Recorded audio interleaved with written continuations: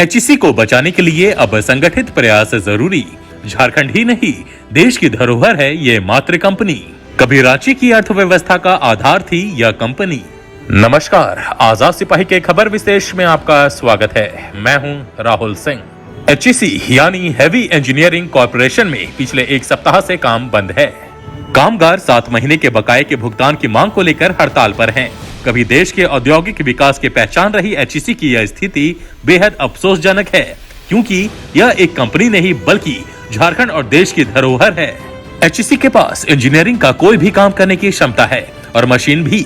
यह कंपनी भारतीय उद्योगों की मां है और करीब 60 साल की हो चुकी इस मातृ कंपनी में आज हड़ताल पर कोई सुगबुगाहट नहीं होना सचमुच हैरत अंगेज है।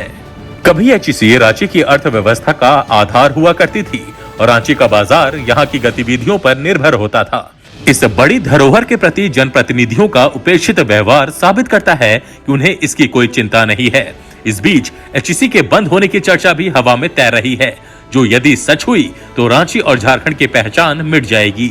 इसलिए इसे बचाने के लिए गंभीर प्रयास करने की जरूरत है। राज्य के 20 सांसद यदि एकजुट होकर केंद्र सरकार के पास गुहार लगाएं और कोशिश करें तो एचईसी का संकट खत्म हो सकता है।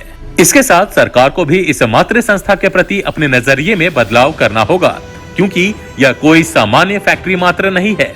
एचईसी की बदहाल स्थिति, उसके कारण और इसके प्रति जनप्रतिनिधियों के रवैये के संभावित परिणाम का विश्लेषण करती आजाद सिपाही के विशेष संवाददाता राहुल सिंह की खास रिपोर्ट। एचईसी, यह नाम सुनते ही उस गौरव की अनुभूति होती है जिसे देश के औद्योगिक विकास का सबसे बड़ा मंदिर कहा गया था।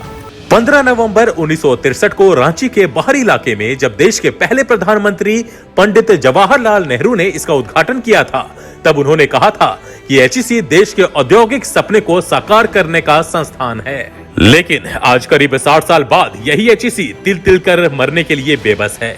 जिस एचईसी में काम करना कभी गर्व की बात समझी जाती थी, वहां के कामगार 7 महीने से वेतन भुगतान नहीं होने की वजह से पिछले एक सप्ताह से हड़ताल पर हैं और कहीं कोई सुगबुगाहट नहीं है। जिस एचईसी बीट के लिए रांची की मीडिया में एक अलग रिपोर्टर होता था, उस मीडिया में अब एचईसी की कोई खबर नहीं है। जिस एचईसी इलाके का वोट पाने के लिए विभिन्न दलों के लोग लगातार कैंप किए रहते थे, वहां आज झांकने तक कोई नहीं जा रहा। एचईसी की बदहाली के कारण यहाँ काम करने वालों का घर परिवार उजड़ रहा है। यहाँ काम करने वाले परिवार का पेट पालने के लिए सड़क पर सब्जी बेचने से लेकर टेम्पो चलाने तक का काम कर रहे हैं। कई कामगारों ने छोटा मोटा कारोबार कर परिवार का भरण पोषण करना शुरू कर दिया है। एचईसी की यह स्थिति वास्तव में दुखद है और भारत की औद्योगिक तस्वीर का सबसे काला पहलू है। एचईसी इस्पात, खनन, रेलवे, ऊर्जा, रक्षा, अंतरिक्ष अनुसंधान, परमाणु और सामरिक क्षेत्रों के लिए भारत में पूंजीगत उपकरणों के आपूर्तिकर्ताओं में से एक है। कहा जाता है कि एचईसी के पास वह क्षमता है कि आप किसी उद्योग की कल्पना करें, उसके लिए जरूरी मशीन यहाँ बन सकती है। सुई से लेकर अंतरिक्ष यान तक या रेल की पटरी से लेकर टैंक तक बनाने के लिए जरूरी मशीन बनाने की क्षमता और विशेषज्ञता केवल एचईसी में ही है। करीब 21 लाख वर्ग मीटर क्षेत्र में फैली यह कंपनी भारत की शान ही नहीं, धरोहर भी है। यह झारखंड और रांची की पहचान है। इस कंपनी से सिर्फ सरकार की नहीं, वैसे लोगों की उम्मीदें जुड़ी हैं जिन्होंने अपनी जमीन देकर इसे स्थापित करने में योगदान दिया है। एचईसी भारत के कई युद्ध और देश की तरक्की के लिए उठाए गए कई कदमों में हमेशा साथ रहा। जहां तक व्यावसायिक सफलता का सवाल है, तो एचईसी की स्थापना केवल मुनाफा कमाने के लिए नहीं हुई थी। इसके बावजूद इस कंपनी ने कई बार मुनाफा भी कमाया। कभी इस कंपनी में 25,000 लोग काम करते थे, जिनके लिए अलग टाउनशिप थी, लेकिन आज यहाँ केवल 2,500 लोग ही काम कर रहे हैं, जिन्हें 7 महीने से वेतन नहीं मिला है। चर्चा तो यह भी है कि सरकार ने इसे बंद करने या फिर निजी हाथों में सौंपने का फैसला कर लिया है। चर्चा के अनुसार नीति आयोग ने इसे बंद करने की सिफारिश कर दी है। चर्चा है कि मार्च 2022 के बाद एचईसी को बंद करने की प्रक्रिया शुरू कर दी जाएगी। इस चर्चा को इस बात से भी बल मिला है कि एचईसी में नए सीएमडी की नियुक्ति नहीं की गई है। प्रभारी सीएमडी को मार्च तक का ही प्रभार दिया गया है, जबकि इसके पहले 3 महीने के लिए प्रभार की अवधि बढ़ाई गई थी।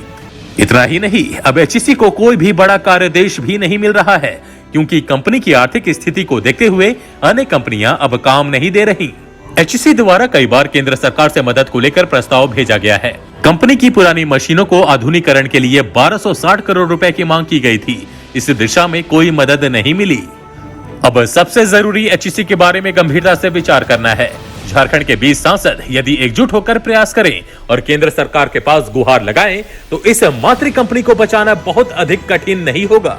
लेकिन इसके लिए जरूरत राजनीतिक प्रतिद्वंदता को छोड़ने की है। दूसरी सरकारी संस्थाएं भी एचईसी के लिए गंभीरता से सोचे तो झारखंड की इस धरोहर को जीवन दान मिल सकता है। जनप्रतिनिधि और दूसरी जिम्मेवार संस्थाएं यह नहीं समझ रही हैं कि एचईसी केवल एक कंपनी नहीं है, बल्कि यह एक सपना है जिसका इस कदर मर जाना शायद झारखंड और रांची को कभी स्वीकार्य नहीं होगा। इसके बड़े परिणाम होंगे और निश्चित रूप से उन परिणामों का असर झारखंड की राजनीति पर भी पड़ेगा। आज के आजाद सिपाही के खबर विशेष में बस इतना ही। देश विदेश की तमाम बड़ी खबरों के लिए आप पढ़ते रहिए अपना लोकप्रिय दैनिक अखबार आजाद सिपाही। और हाँ, आप हमारे इस YouTube चैनल को जरूर सब्सक्राइब करें। धन्यवाद।